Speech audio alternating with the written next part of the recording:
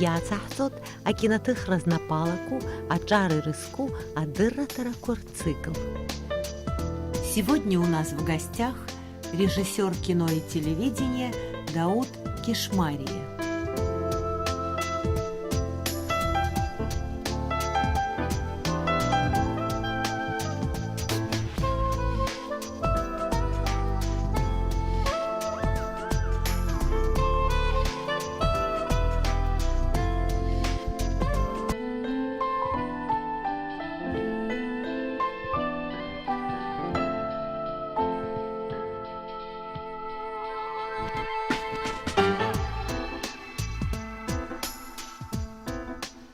Мне очень приятно тебя представить нашим зрителям. Ты уже работаешь на государственном телевидении. Почему ты выбрал это как профессию жизненную?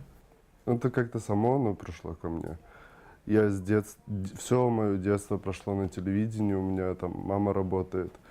И лет, наверное, с 4 я и бегал, и смотрел, как работают операторы, как снимаются телепередачи. Мне это очень понравилось. Именно вот уже с детства я шел к тому, что я пойду именно на телевидение или кино. Ну, в детстве не различишь, где, что и как. И для меня там, где стоит камера, значит, снимается кино. Меня это безумно привлекало. Тебя больше привлекало документальное кино, игровое или что-то вот совмещенное? Во время учебы я, наверное, перепробовал много жанров. И были и реконструкции, и документальные, и клипы. Я даже, наверное, еще не определился, что именно хочу снимать. Меня привлекают все стили, все жанры. Ты истинный телевизионщик.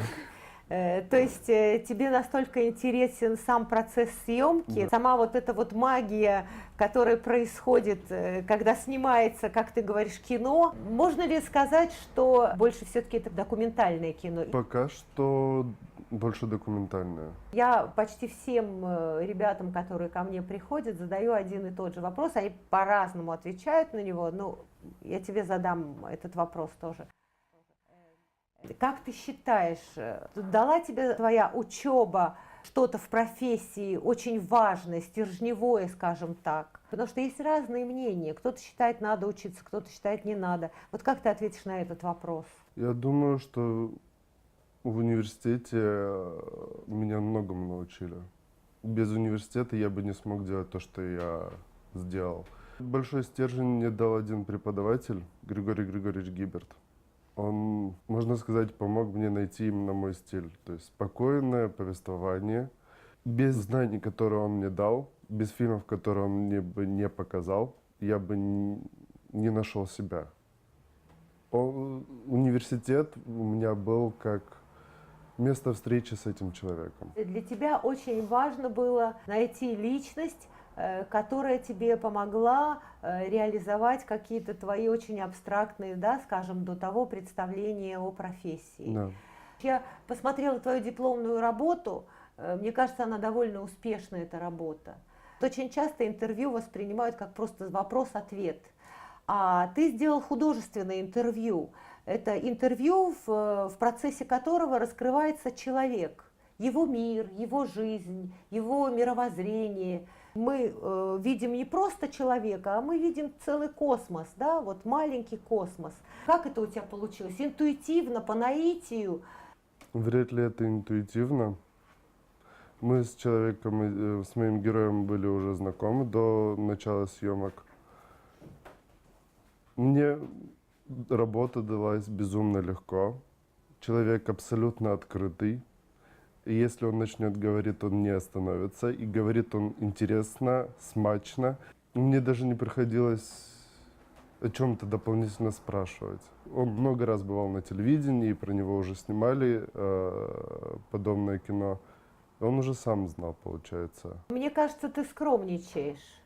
Мне кажется, ты очень скромничаешь, потому что, первое, найти человека. Может быть, человек очень интересным, но ты его никак не можешь, каким бы ты мастерством не владел, да, профессиональным, его раскрутить невозможно. Ты попал на героя, который уже 50% успеха, это то, что он человек открытый, да, как ты говоришь, он человек, который идет на контакт, но вторые 50% это сделать это так, чтобы это смотрелось интересно. Работа сделана была. Я говорю о некоем мастерстве. Скорее всего, потому что в университете мы просматривали очень много документального кино, и там раскрывали душу человека, пытались, по крайней мере, раскрыть. И именно по такому принципу, чтобы раскрыть человека полностью, рассказать его детство, как он к этому прошел, что он по чуть-чуть раскрыть его полностью. Университет мне помог тем, что он меня направил. Наверное, в каждом университете учат именно на том, что было до. Через просмотр хорошего классического кино, через уже созданный велосипед. Получается, что бы я сейчас не придумал, это уже было придумано до меня. Я могу уже спокойно создавать что-то свое, повторяя их. И развивая, да, и развивая. Безусловно. То есть базу ты уже берешь. Есть. База, она есть. Традиция мирового кино, Да. да, мировых экранных форм, она и уже есть. Да, получается, они мне дали фундамент. Первые 2 года у нас были задания по съемке каких-то маленьких фильмов, реконструкций или отрывок из какой-нибудь литературы. Я боялся. Я безумно боялся, потому что я не знал, что и как делать. Григорий Григорьевич, он и рассказал, и показал нам. Он даже пародии строил, чтобы мы лучше воспринимали информацию. Как учитель, как человек, он мне очень сильно помог. У меня, наверное, в гостях не было никого, кто бы столько внимания отдавал своему мастеру. Личность твоего педагога Гиберта, она сыграла очень большую роль в твоем формировании, в твоей как личности, да?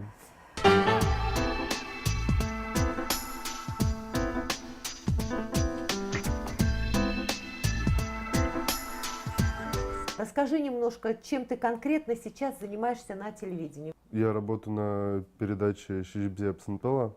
Ты себя как-то реализуешь в нынешней работе как режиссер? Очень трудно, потому что я молодой режиссер, пришедший на телевидение, где уже есть устоявшиеся люди, есть люди, которые знают свое дело, и мне там что-то показать свое очень трудно. Вот, допустим, та же самая передача «Шишбзе Апсантала», я исправил пару планов, где-то помог журналистам говорить чуть приятнее.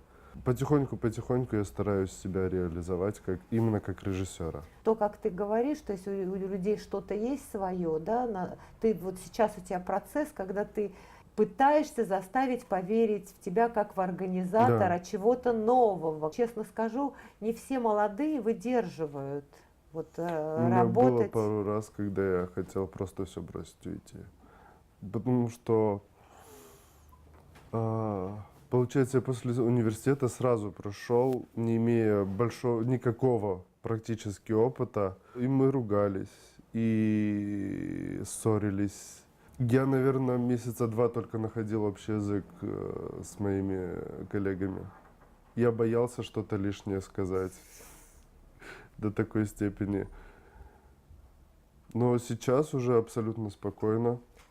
Мы понимаем друг друга, и мне доверяют, и я им доверяю. То есть ты прошел эту школу, прошел вот эту мясорубку. Я тебе скажу, это большое дело, потому что действительно многие не выдерживают. И когда я как взрослый человек говорю, потерпи немножко, и все, я думала, что это просто взрослый человек может это вынести. Значит, можно, правда? Если очень хочешь, можно.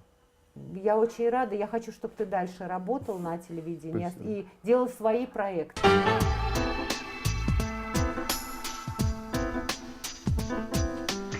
В каком направлении ты бы хотел сейчас работать? Я знаю, что ты очень скромный человек, никуда в бой не рвешься. Наверняка ты о чем-то думаешь, что-то ты хочешь воплотить, правда? Да, у меня есть проект, но я я иду к нему медленно, медленными шагами, набирая потихоньку команду. И если буду торопиться, я боюсь, что у меня ничего не получится. У меня уже есть пару человек. На мой взгляд, они профессиональнее некуда. Они и со сценарием мне помогают, и с интерпретациями. Я должен работать с людьми, которые меня понимают, понимают, что я хочу, и понимают, что им надо делать. Ты имеешь в виду человеческие качества или И человеческие, и профессиональные. То есть ты ищешь людей-профессионалов, которые там имеют образование? Не обязательно Вот образование. о чем я спрашиваю. Видение. Видение и понимание. Видение должен иметь режиссер, не правда? В В первую очередь. А конечно. остальные все должны Ну да, проникнуться чтобы его они видением. меня могли понять сполна. Как творческий стержень. Да. И для тебя не имеет значения, снимали они кино или они начинающие. То есть ты считаешь, что этот момент очень важен, да, желание человека В работать первую с тобой. очередь, да, желание. Снимал, не снимал, я помогу. Я подскажу. Я покажу кадр, я подскажу, где что надо поправить. Чтобы человек горел моей идеей. Это, наверное, желание каждого творческого человека, чтобы Да. горели его идеи. Вот эта идея, которая тебя вдохновляет, что это? Телефильм, это кинофильм, это документальное кино? Это для меня это большой эксперимент. Я хочу снять многосерийный фильм. Даже так? Да, Игровой? игровой. Это Ну, будет большой эксперимент, поэтому боюсь, очень боюсь. Сериал. Ты Да, хочешь снять? сериал. Да. Да. Какие сериалы тебе нравятся? О, это большинство фантастика. Фантастические Да. сериалы. А почему именно форма сериала тебе интересна? То, о чем я хочу рассказать, не поместится в один фильм. Либо он будет очень-очень длинный, либо я не смогу рассказать то, что я хочу рассказать. Это какие-то сюжетные линии, которые Да, каждая переплетаются. серия будет про отдельно, связана такой маленькой нитью.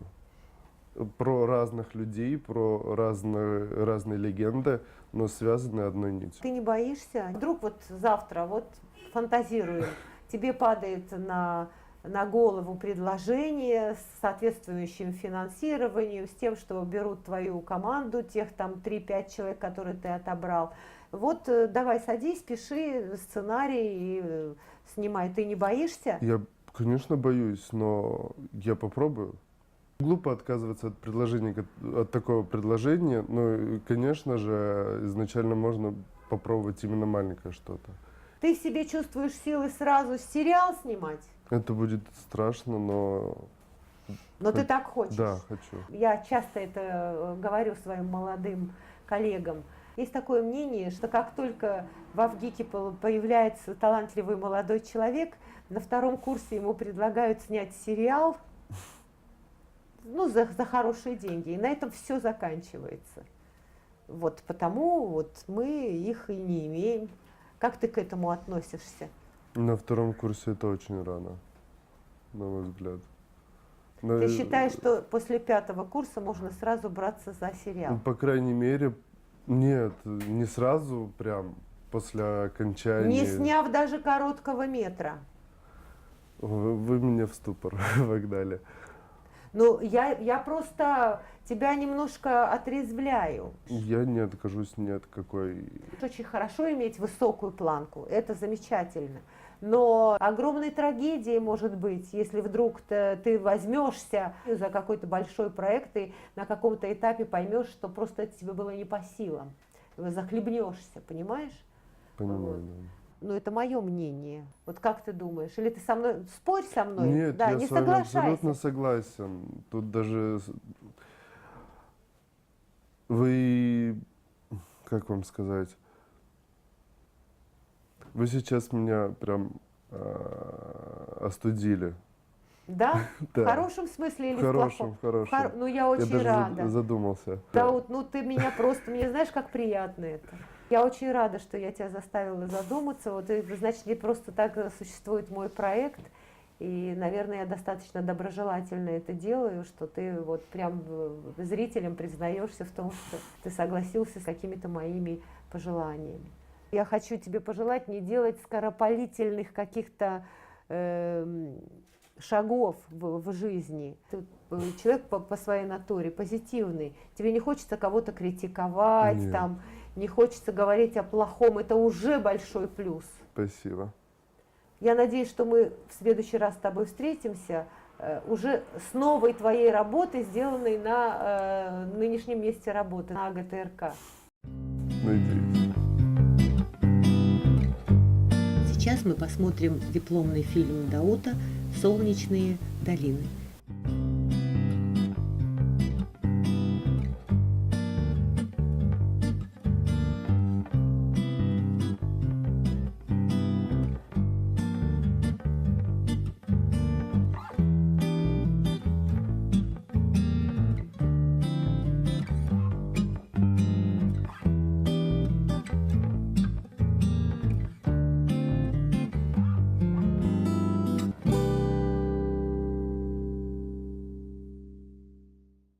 Почему считаю себя счастливым человеком? Потому что в первую очередь я никому никогда не завидовал и не буду завидовать. Потому что я понимаю, что у каждого своя игра. Иоганн Себастьян Бах, например, своими гениальными сочинениями так унизил последователей, что никто не должен вообще подходить к органу там, или к роялю. У каждого своя песня, своя игра. У каждого свое счастье.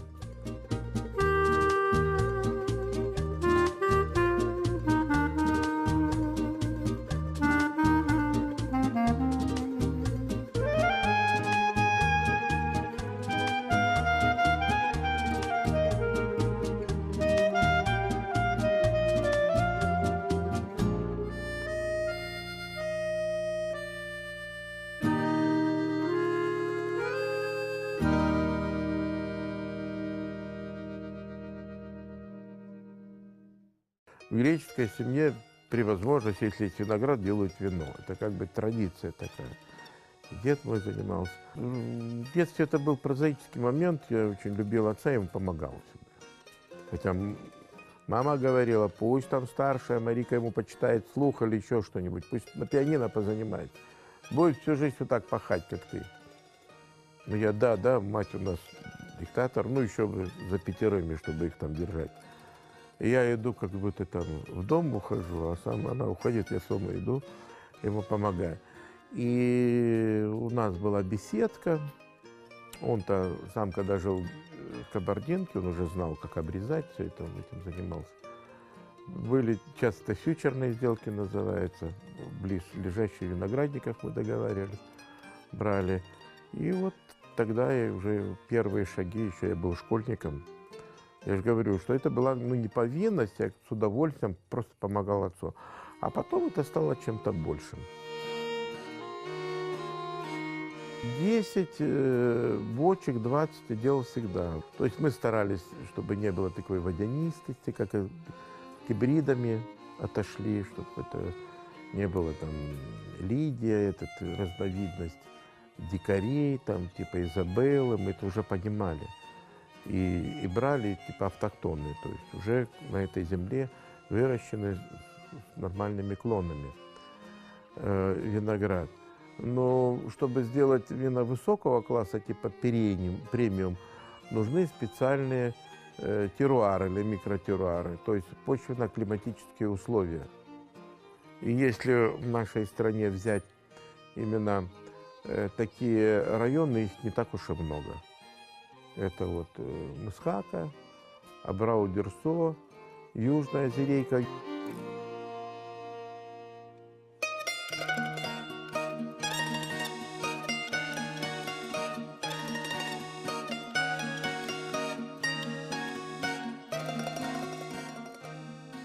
Приходили друзья и пили с удовольствием мое вино.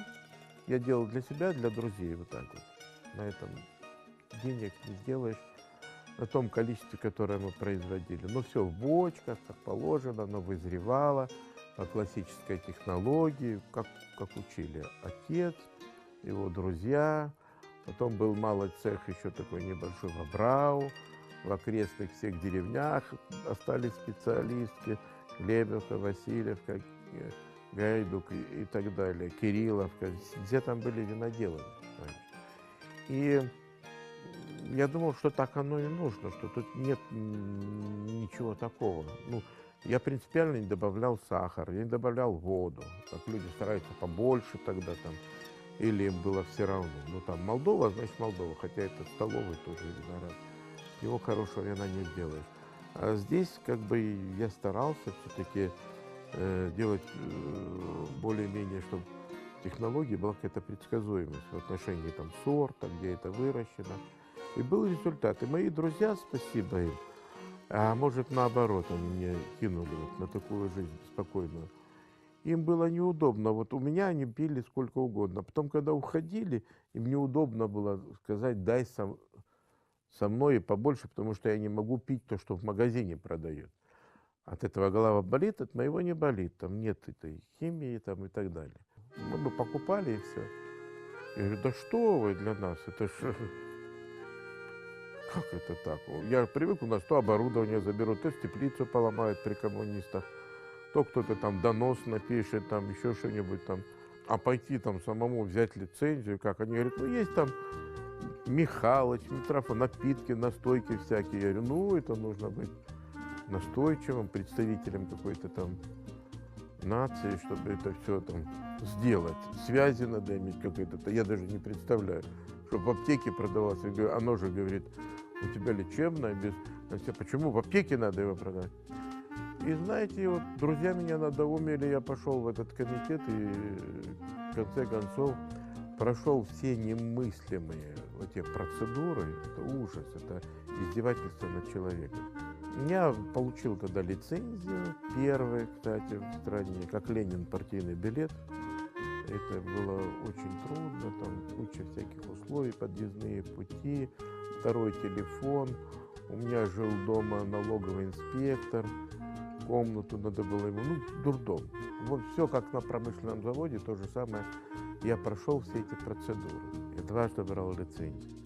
Я вообще считаю, что чтобы у нас в стране было качественное виноделие, надо отбросить советское виноделие, потому что они стремились к большим объемам глобальным, качества там не было как такового. И вот начать именно то, что было до революции. Приобщали уже именно вину как полезному сельхозпродукту еще при царе. Ну, все-таки, в общем-то, акцент был сделан на крепкие вина. Кстати, тогда и водку называли вином. Тоже был такой момент. Поэтому их надо не то, что там возрождать, а просто создавать такие институты. Создавать. И понимать, что именно те спирты, которые промышленно производятся в этих колонках ректификованных, они то, что гонят там из свеклы и так далее, или из других продуктов, это не фруктозный дистиллят. Они несовместимы с нашей биохимией. Это вредно.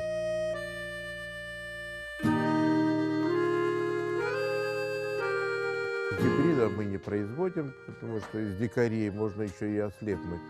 Не из каждого винограда можно произвести вино хорошее. Ну, чтобы вы понимали. Ну, чтобы проще было, ну, грибы один съедобный, другого можно отравиться. То же самое с виноградом. Ну, культура питья, как вы сказали, еще очень низкая.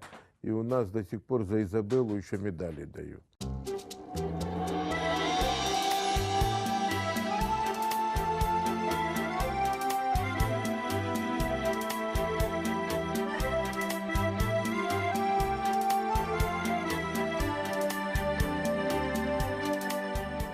Если все очень честно, качество вина нормальное, ты людей не обманываешь, народ умен, не за то, что его много, насколько это благодарный народ.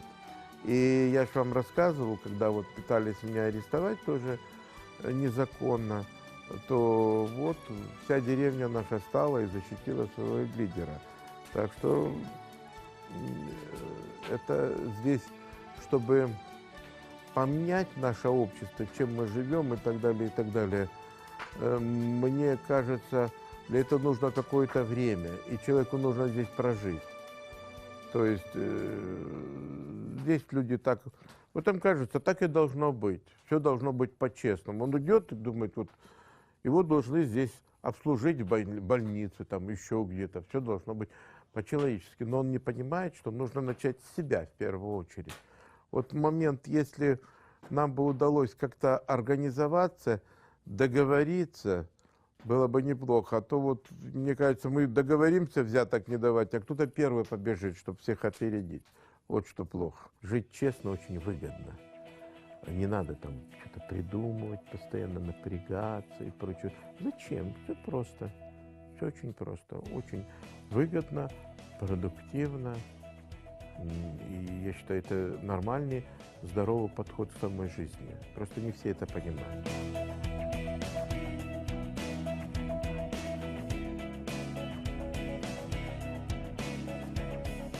Деньги же не глобальная философия.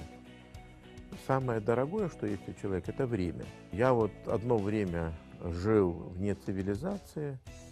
В лесу мне было очень хорошо. Мне всего хватало. Ну, мне кое-что нужно было уединиться, написать и так далее. И я вот думал как раз по этому поводу, насколько люди неправильно вот, замотивированы. Вот у нас же рождается человек, да, и он есть такие счастливые люди, которые, например, мои друзья, вот, мечтал, например, человек быть геологом, в детстве, и он встал. Представляете, и он счастлив, что он занимается любимым делом, в первую очередь. Он счастлив, что он рядом любимая женщина, что Бог дал. Это очень большое имеет значение. Женщина в жизни, в судьбе мужчины. Она может сделать его и счастливым, и несчастным. Вот. Он счастлив, что он находится вне какой-то вот такой вот политической конъюнктуре, он об этом не думает. Ему все равно там царь, батюшка, первый секретарь или еще что-нибудь. Он занимается любимым делом, о чем он мечтал. Это взгляд над схваткой. Есть люди, которые довольствуются малым, правильно делают. Когда человек постоянно вот напряжен, он постоянно ищет, где бы заработать, чтобы заработать, как бы заработать и так далее, и так далее, и так далее. А не так многое нужно. Надо мирно жить с соседом, пространство какое-то культурное, чтобы безопасное вокруг тебя было, да, и возможность воспитывать сына или какой-то простоте это все гораздо проще. Я не буду тут рассуждать о дьяволе и Боге, для этого есть богословы, пусть они нам все расскажут. Но какие-то темные силы именно все запутают и усложняют. Они как бы мотивируют человека. Как это так? Я вот, например, у меня толковый парень был, я говорю, слушай, ну что ты на старой машине ездишь? Давай мне тебе новую машину, очень толковая. Дом там поможет построить. Он говорит, нет, Иван Васильевич, я лучше на рыбалку буду ходить. То есть он понял, что у него будет меньше свободного времени. Меньше он будет видеть своих детей, там, меньше уделять семье, меньше себе, чтобы развиваться. Поэтому вот сколько я даю, там, с 9 до 5, и все. И пару выходных.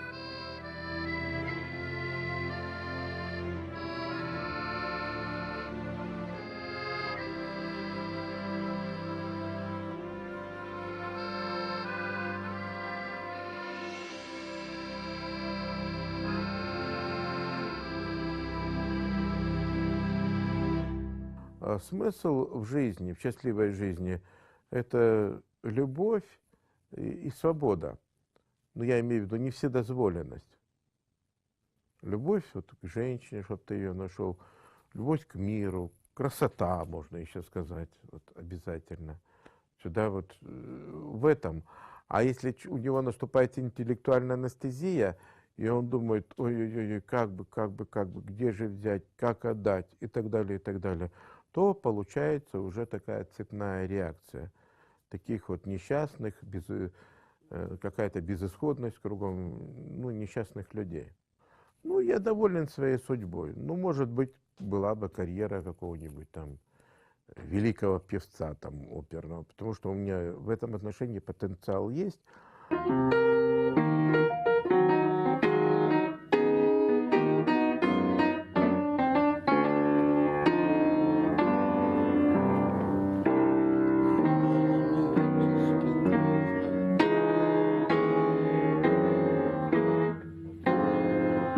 Нам нужно ждать правды и добра. Видели страшных перемен, как не искать нам красоты в себе. Как не искать нам красоты в себе. Сейчас я пишу музыку, пишу, есть свои эссе там разные. Мне это очень нравится тоже.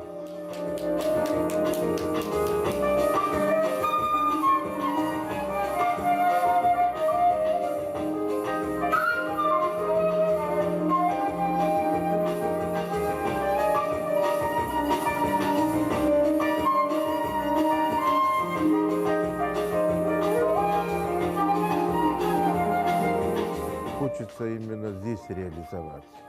Реализоваться там в Гонконге или там в Калифорнии, мне кажется, намного легче. Работай себе и работай. А вот здесь, вот, как говорится, где родился, там и пригодился. Написать именно свою картину, хочется ее дописать.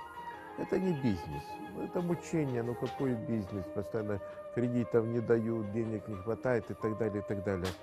Это как бы страсть художника. Я сам проектирую свою винодельню, подвалы, экспериментирую. Когда ты встречаешься с людьми, и они тебя благодарят за это, за то, что ты создал. Вы не представляете, насколько вот, только от этого может человек получить удовольствие. Это результаты твоего труда, деньгами это не измеришь. Они говорят тебе спасибо. Я вот вчера попробовал ваше, как бальзам на душу. Я попробовал, я очень хорошо себя чувствую. Я попробовал, у меня были проблемы там, с кровью, сейчас их нет. И так далее, и так далее, и так далее. Это самая сильная и самая значимая инвестиция, моральная инвестиция в наше дело. Поэтому никакие там европейцы, ни азиаты, ни китайцы, может, китайцы там пытаются понять наше общество, они поймут, что такое российский человек.